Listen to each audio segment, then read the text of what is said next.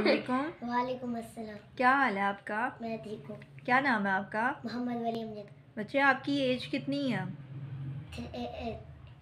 8। आप कौन सी क्लास में पढ़ते हो? 3।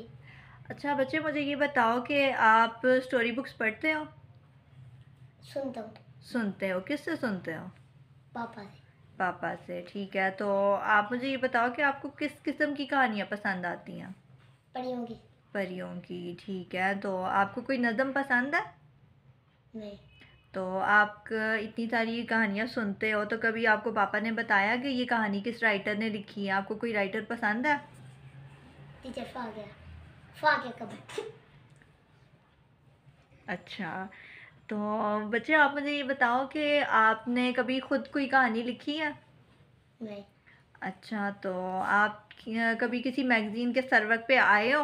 जी। ये है। अच्छा, ये कौन सा मैगज़ीन है? इसका नाम ज़रा सामने करें।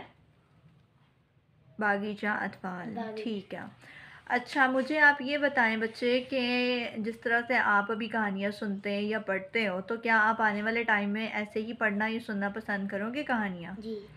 तो आप को मैगज़ीन पसंद आते हैं या स्टोरी बुक्स पसंद आती हैं? मैगजीन पसंद। मैगज़ीन। तो आप इनको ख़रीद के पढ़ना चाहोगे या मुफ्त में? मुफ्त में। मुफ्त में। ठीक है, थैंक यू। वेलकम।